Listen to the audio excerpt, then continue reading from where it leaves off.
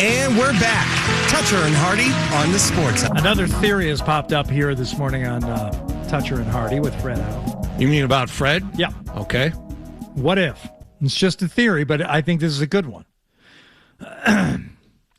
What if Fred was unable to recover from his day yesterday that included both the dentist and getting new tires? Now, Fred has often said you can only plan one thing on a show day after the show. See, you basically planned it. You planned the tire thing for him. That was a low-stress transaction. You, being the person you are, and it was about tires, so you went out, if I remember correctly, into the garage, took a picture of his tires, sent it to Town Fair Tire, basically set up the whole thing for him. Now, I understand it's a pain. You have to call. You're not sure if they have availability. You made sure there was availability. It's a you process. rolled out the red carpet for him. So I think it's only one thing that he had to plan yesterday. You can roll into Town Fair Tire and say, I need tires, and they'll take care of you. But if you want to take care of them, which I feel obligated to, whether it's Chris or anyone else at Town Fair Tire, give them a little heads up, saying this, what you need, this is what you're looking for, this is what you got in there now. We talk some options, and let's make this easy for the both of us. But it was still, he had to drive himself there. He probably had to wait. It was an arduous waiting period. The 30 minutes while they put the new tires on. Did you send him up the road to the Waltham one? That's literally 5 minutes away, or did he? I believe no. There's a Newton one on. One on Needham. Right. I was out yesterday. So it was tires and dentist, but was there also a trip to the baseball game yesterday? No, that was 2 days ago. Okay, so I was going to say if that also was part of the mix yesterday, then this theory has a lot more water. I don't think that theory holds water. I'm going against that theory. And it's actual illness. Yes. Yeah. Stomach illness not related to the dentist / Correct. Town Fair Tire / exhaustion predicament. Correct. Okay. Right. I don't know if Fred has allergies like I do. Maybe this is an allergic My dog has allergies right now. Yeah. My dog is itching and sneezing something fierce. Allergies knocked me on my ass yesterday. Maybe this is part of it. All right. Yesterday, Marc, Bertrand, and Greg Bedard appeared on the same show together. Now, this is after Beetle had kind of come to his wit's end about something with Bedard and had gone on the air and just spilled the beans about everything that caused the dust up between him and Bedard years back. And yesterday they had things out on the air, and it was appointment listening. So, noontime yesterday. Oh, there's T-Bone right now, producer of the Zolak and Bertrand show. Appointment listening yesterday, T-Bone. Well done. So we're... Yeah, I'm just... What kind of reaction did you get? It was kind of it was a shoulder shrug as much as he can shrug his shoulders. I was just going to say the man can't shrug his shoulders. And he kind of gave me like a Phil Mickelson thumbs up. Phil does that weird thing where his thumb's like at a 45-degry angle when he does the thumbs up. It's like, whatever, get away from me. Exactly. Type of thing. Yeah. But here's what a portion of that sounded like yesterday. Something's going on when Jay Stu is back there behind the glass, just standing there. Just standing there staring at me. What, Jimmy? What? Day 4 with the hat. I love it. What? It's making me uncomfortable. Hi, Greg. I can't hear Greg. Can't hear Greg. Hold on. Hello? There we go. There we go. We have Greg. Hey, guys. Hey. Oh, okay. So I guess I didn't realize this. Credit to Bedard's audio setup. I was listening to it after it already started. I thought he was in studio. Oh. No, he's on Zoom. Okay. You also left out the fact that we had a chance to talk to Beetle yesterday before this particular spot happened. And Marc was very much looking forward to this. Yeah. Very much looking forward to, quote unquote, hashing it out with Greg during his program. That's right. I can't hear Greg. Can't hear Greg. Hold on. Hello? There we go. There we go. We have Greg. Hey, guys. Hey. How's it going? I guess the first thing I wanted to say was, Marc, obviously this is a little edited here for time and stuff, so we can, get to the good stuff. Hi, Greg. I can't hear Greg. Can't hear Greg. Hold on. Hello? There we go. There we go. We have Greg. Hey, guys. Hey. How's it going? I guess the first thing I wanted to say was, Marc, 24 hours later, do you have anything to say? Any further thoughts? Anything like that? Nope. I'd stand by what I said. Okay.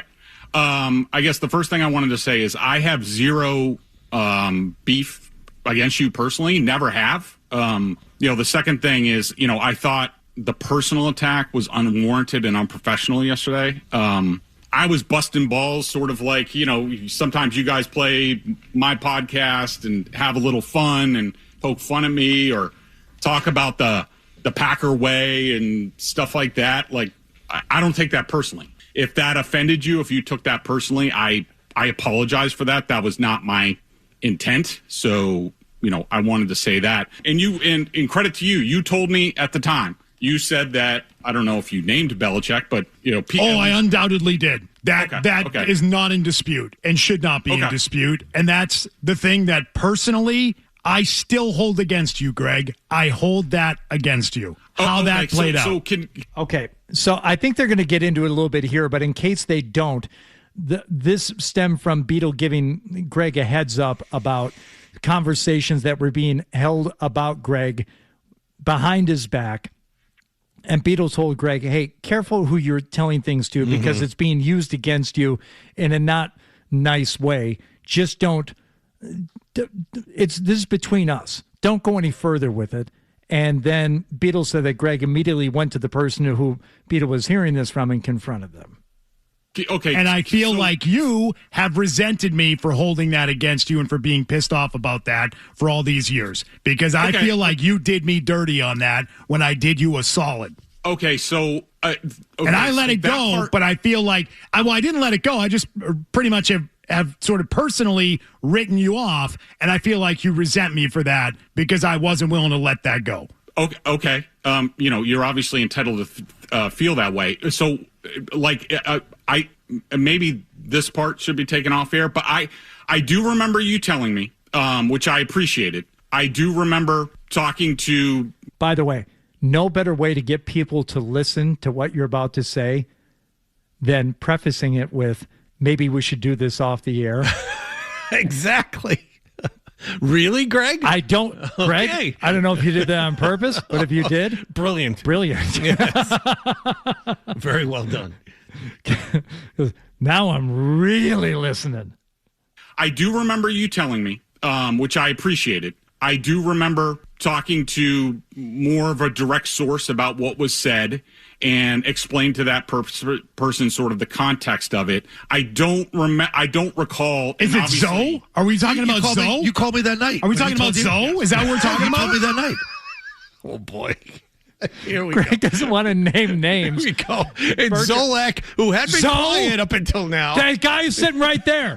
Scott Zolak. Let's not keep anything a secret. If we're talking about Zoe, then say Zoe. Let's go right at it. I love this. This is phenomenal stuff. Are we talking about Zoe? You called me that night. Are we talking about Zoe? Is that what we're talking about? You told me that night. Yes. I called Zoe that night, and he told me what Bill was saying, and I said, all right, well, that's not totally true. Here's the context, and I explained it to Zoe. I don't know if that ever got to you. Probably didn't, because you probably, if you did know the full context, you probably wouldn't have said what you said yesterday. Fair. That's fair. That's totally fair. Yes. But I talked to you, Greg, after he talked to you. The premise still stands of why I was pissed. Hold on, I missed that part in there. So Beetle feels like there was more information that he was missing and maybe he didn't know about. What was this now? To Zoe. I don't know if that ever got to you. Probably didn't, because you probably, if you... Oh, okay, I got to back it up a little bit here, because once again, Greg was being talked about behind his back. Zoe was involved in some of these conversations. Beetle told Bedard, careful what you say to Zoe or anybody else because it's being used against you, but don't say anything. And then Bedard said something to Zoe. Right. Okay? That's how it is. I called Zoe that night, and he told me what Bill was saying, and I said, all right, well, that's not totally true. Here's the context, and I explained it to Zoe. I don't know if that ever got to you. Probably didn't, because you probably, if you did know the full context, you probably wouldn't have said what you said yesterday. Fair. That's fair. That's totally fair. Yes. But I talked to you, Greg, after he talked to you. The premise still stands of why I was pissed. We very much enjoyed doing post-game together, and you were getting dumped on pretty badly. And my conscience told me... Oh, man. Mark. Now, first off, you hear someone saying something bad about you, and your mind wonders, what could they be saying? It was so much worse than that, Greg. That's right. Basically, they were saying terrible things about you. The worst things. Think about the worst thing that could be said about you behind your back. Now double it. Now, that's what they were saying. Now, I think it's important here to say I understand why Marc was upset, and it's completely justified. Said, don't do this, and you still went ahead and did that. Right. So Marc has every reason to be pissed. Doing post-game together, and you were getting dumped on pretty badly. And my conscience told me I've got to say something because this has been going on too long. But it's got to be that you understand, protect yourself, and you don't put me in the middle of it if I tell you what's going on. And you told me you would, and then 10 minutes later, you were calling Zoe flipping out, and I was pissed. That's what I was pissed about. You were mad about the phone call. I thought I said something on the air. No. So you were mad. Oh, okay. I see what you're saying. Okay. So Bedard didn't even know why Beetle was mad. I knew.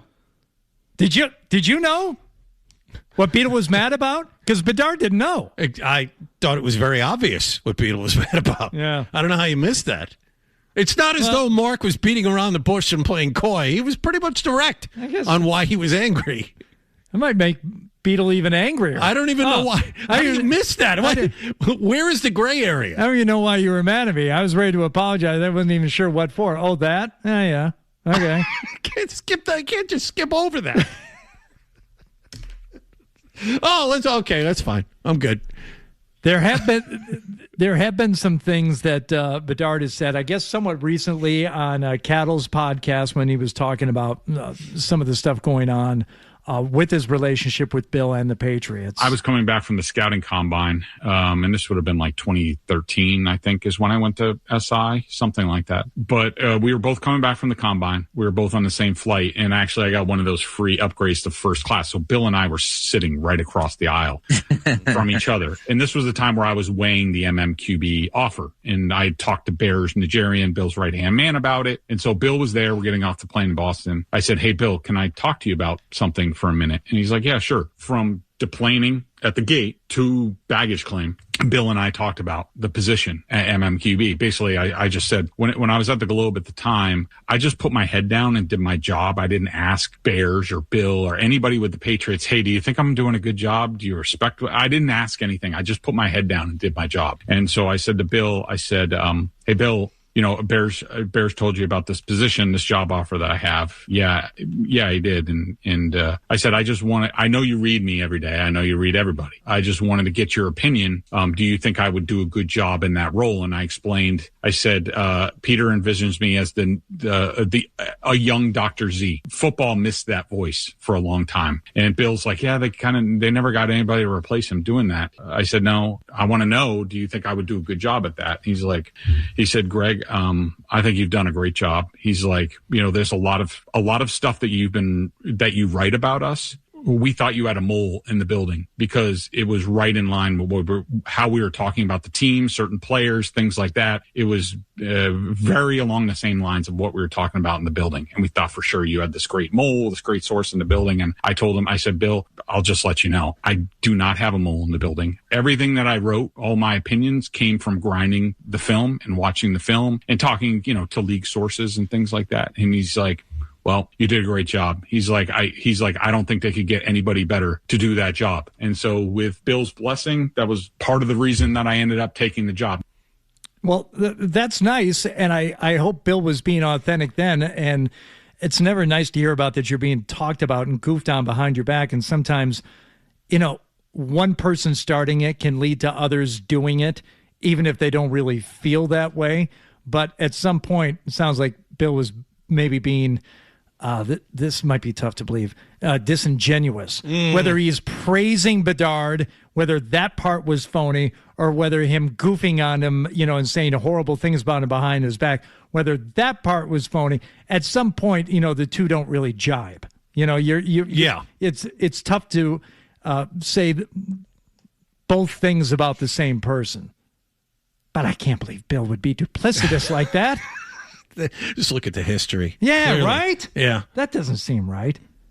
But there was one more comment here from Bedard. I wish I knew about this, and I apologize, Beaton. I didn't know this was in here while Bert was still in here. This was in the wake of me getting laid off from Sports Illustrated as part of one of their many mass layoffs because they have no idea how to run business and they're not even, whatever. I mean, they're barely a business now. I mean, Bert does a great job for them, but whatever.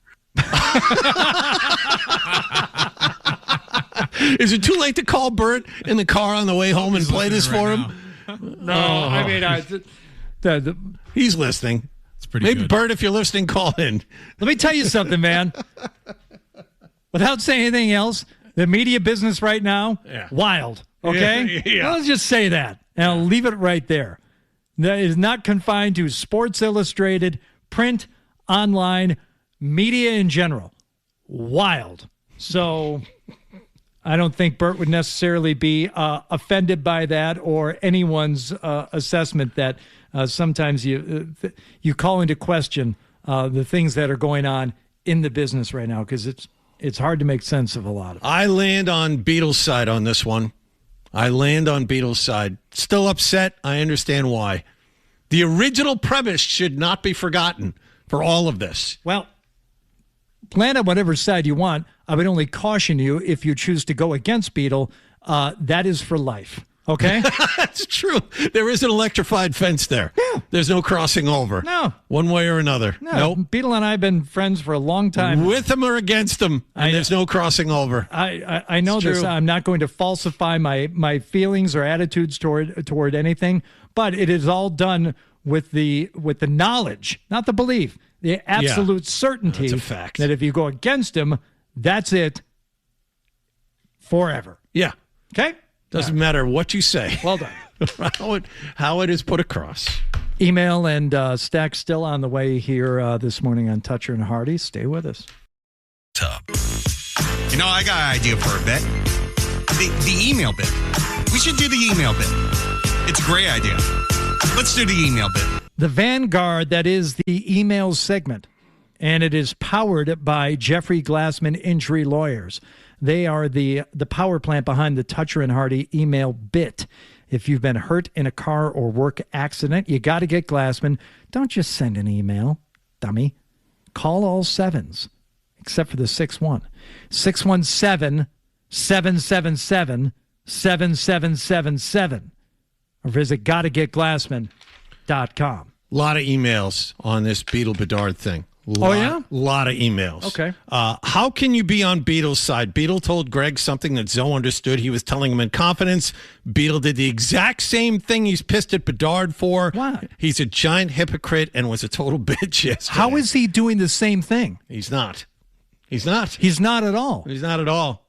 Did Bedard or anyone else tell him something in confidence that he then broke that confidence and started spreading it around? Another one. Beetle came off awful yesterday like a total hardo.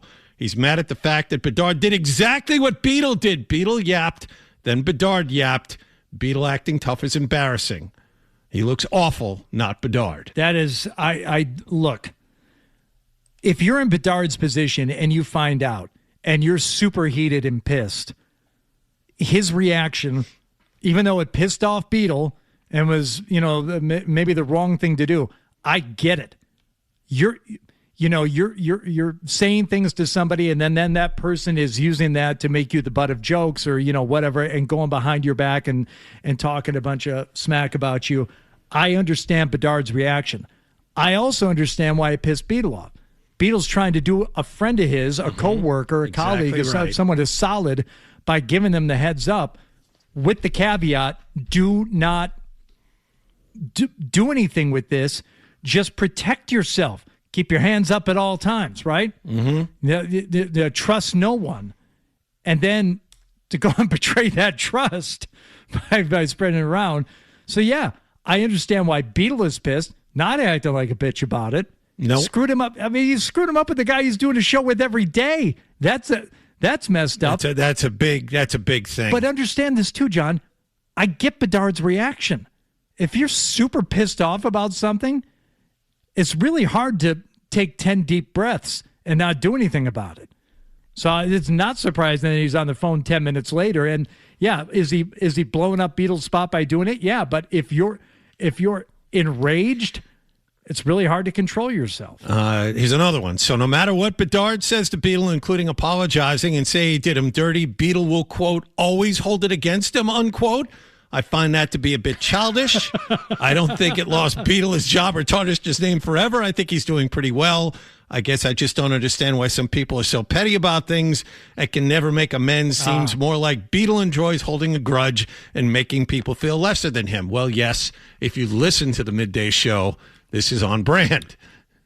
I don't know that he enjoys it, and it's not about making people feel lesser than him. I don't think he enjoys holding a grudge. I don't think he has a choice. Oh, the last line is, I anticipate he will never talk to me again. No, look, the notion that he enjoys holding a grudge is wrong.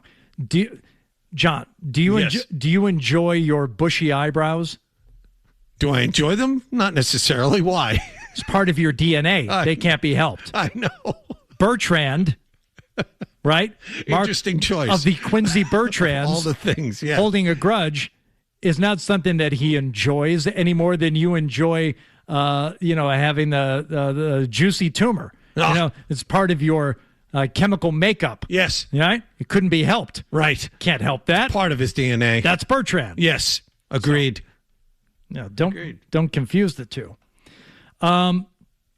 Sarah from Everett. Oh, good. Who's always emailing. Yeah. Especially about Fred. Fred does not suffer the emails of Sarah, but with Fred gone, we can do this. Number one, not only did Fred have to go to the dentist yesterday and have the tires changed, but he had the TTTB day, the Toucher Testosterone Thursday. So that was a 3-activity day when Fred is off and said you can only have one activity on a show day. Thank you, Sarah. Also, Sarah, always helpful. Does Fred know he has to go back to the same inspection spot that denied him, or he will have to go to another spot? Is that true? I think so. Yes, I believe that. I think that is true. Yes, I've had that happen before, and you have to go back to the same place to get the sticker. Oh proper. Boy, yeah. Do you also have to pay in cash still? No, I had my sticker done just a few weeks ago and was paying with a credit card. Had it done last July. That's the other special card. Oh yeah, that's right. The other one that the food stamps card. Yeah, it was beginning of the month. It just reloaded it, so I was able to go and get some things done. So it was nice. Yeah. Oh, wait a second. Sarah and Everett with another email. Oh, boy. Sorry, Hardy, I adore you, but Bertrand is by far my favorite host on 98.5. He's funny, smart, polarizing, and controversial. He cracks me up daily. 3.14-159-265-3589-7939-323846. I don't like hearing that. She didn't have the sweater in front of her mouth when she said that. Very few people's favorite on the station. I thought maybe with Sarah, I had it, there was of one I all could the count people, on. Yeah. Wow. Sorry for the double email. This is from Ben. Okay. Who emailed a few minutes ago saying that, Beatles going to him now. I think Fred might be the most sensitive, sick person I've ever seen. I may be wrong, so feel free to correct me, but I feel like if something is at an imbalance with Fred, he's bedridden for 36 hours. Yeah.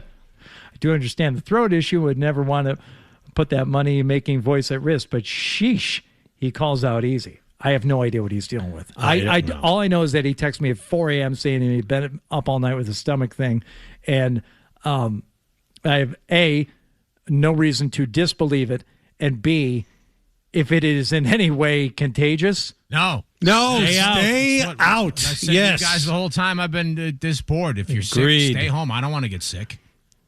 Well, you're in the other room. Yeah. Well, I say it to these two chuckle-fools as well. So, Chuckle-fool? Chuckle-fools. Yeah. Okay.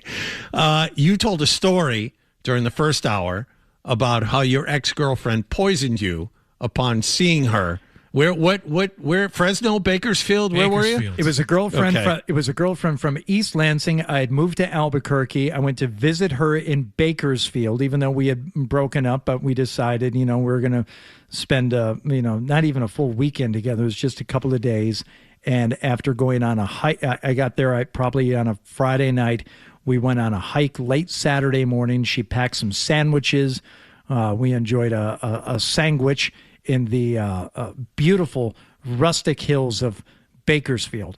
Awful, awful place. Right. Fresno's the armpit of California. Bakersfield is the a-hole. Okay. It is an awful place. About right in the time frame of food poisoning. I would say 5 to 6 hours after I ate that sandwich, we went out to dinner. I immediately knew I would not be able to eat the dinner. I excused myself to the bathroom, and we left the restaurant, and then I spent the entire night afterward back at her apartment getting sick. And how was she when that was happening? How was she? Yes, was she, let me take care of you, or just kind of left you alone? I don't even remember. I mean, she was kind of forced to deal with it because I was getting sick all over her bathroom in her apartment, so she was forced to deal with at least some of it. But we enjoyed the same sandwich. She did not get sick. I did. Mm-hmm. And I have thought many times over the years that she poisoned me on purpose. We have an email about this. Okay. You guys have to find the number for the old girlfriend and talk to her to find out the truth. If Beetle can have on his old nemesis from yesterday, then you can do this. Do this in memory of Fred. You know he would want you to do it. And I happen to agree with him. In memory of Fred. I know. All of a sudden, Fred is dead. But I agree with this. This would be a fascinating character study. I think if there was a way you could have this woman on, she's got to be in her 50s by now, right? So I would think she'd let bygones be bygones and tell the truth. This will be the second time in a week. And it happens, I mean, practically never.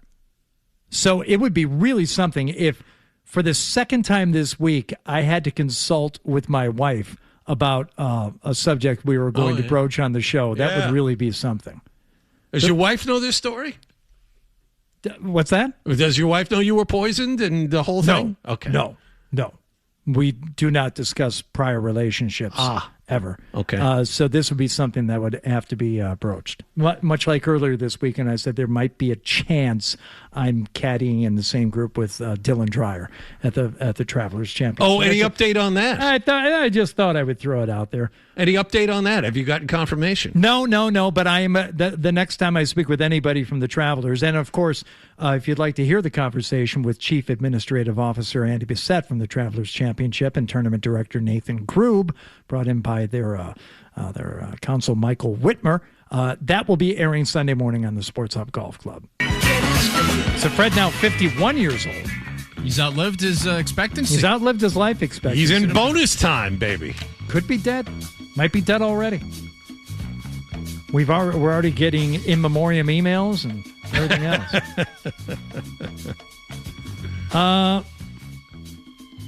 Another email from Sarah. I don't know. All right. I'm loading up here. All right. We're not. Now we're done. You think Beetle's the only one that can hold a grudge? Her saying that Beetle is her favorite personality on the station after all that we've been through, Sarah? Wow. Watch this grudge. You never say anything like it. People absolutely saying that the PMT guys are 1,000% being sarcastic about not only calling Jordan Hudson their queen, about some of the stuff with Belichick, but about the beef, 1,000% sarcastic, which would make sense. Yeah. You could kind of hear it in the audio we played earlier. Hardy, I think a lot of listeners would support the opposite of shooting the breeze.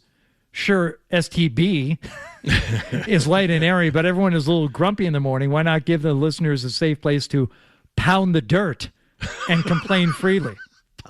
And it doesn't hurt that it's an old-timey saying, That is from Andy. Now, we would not do shooting the breeze. We would pound the dirt. Yeah, that reminds me, Crash is getting married again.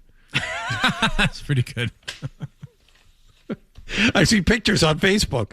So Fred said this earlier in the week or last week. This is marriage number 4 for yes, Crash? it is. It's marriage number 4. Oh, my God. Yeah, number 4. That's like Liz Taylor, Rich Burton type of stuff. No, he's got a way to go. Didn't Liz get married 7 times? Well, I think they were married 7 times to each other. Oh. Or maybe 5 times to each other. That could be, yeah. All right. We will be back with the stack to wrap this thing up here on Toucher and Hardy. We know what you're thinking. What could I possibly have missed from the show?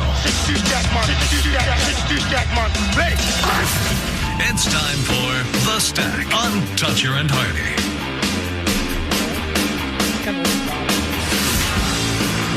Here we go. Stack time on Toucher and Hardy. Without Fred here today, we've managed to get through, but there are some things that need addressing here in the stack. Number one, Bert actually brought this up earlier. I don't know. I wish you were here for the stack to find out why this was of a particular concern to him.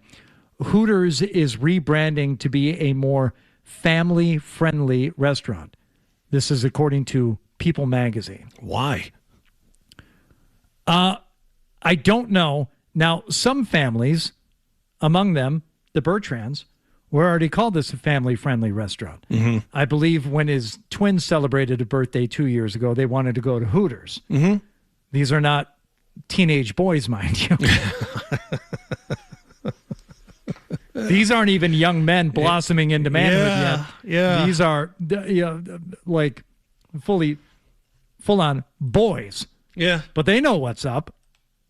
They wanted to go to Hooters for their birthday. Now, John, when was the last time you were at a Hooters? It's been about 5 years.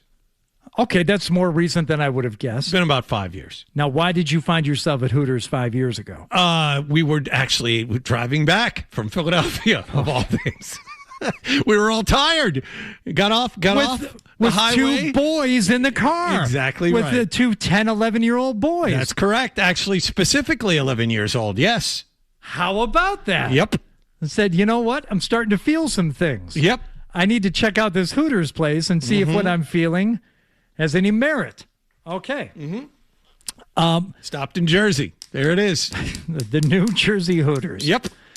Now, we used to go to Hooters in Las Vegas.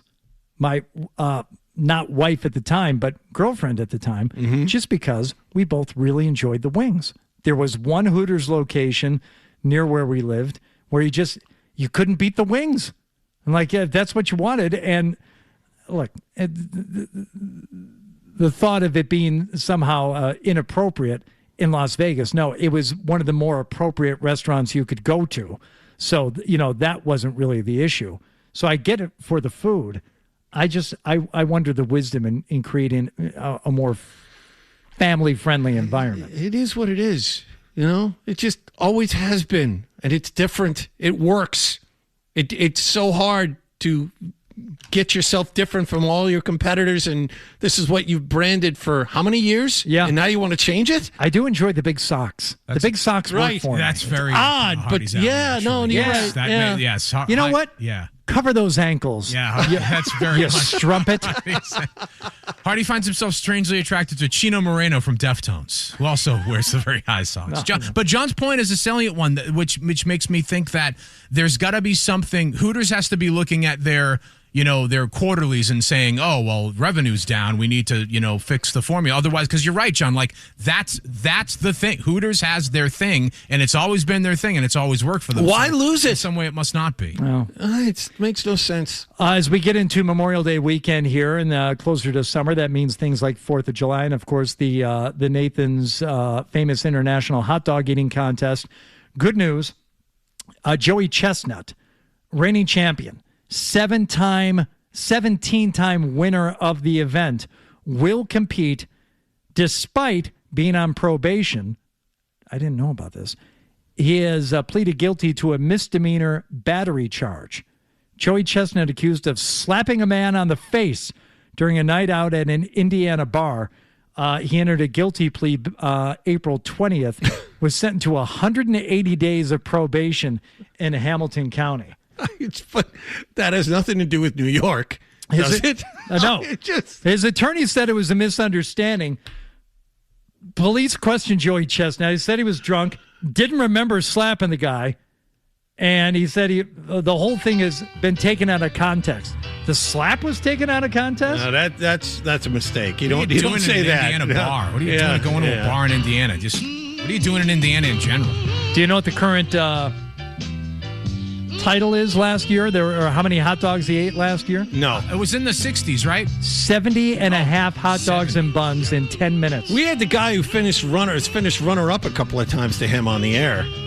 Oh, I remember Not too long that, ago, yeah. Chestnut most recently won the 2026 Ultimate Bologna Showdown in Tennessee for a third straight year. How many pounds of sausage did he consume in 8 minutes? 8 minutes? 8 minutes. How many pounds?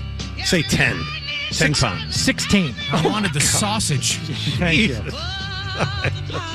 I want sausages. Man. Scott Zolak coming in the studio for his Friday Memorial Day weekend show. No, Fred's not here today. Don't touch the chair. It could be contaminated. Have a great weekend. Fred will be here on Monday. John and I will be back on Tuesday. Have a great 3-day weekend. Bye.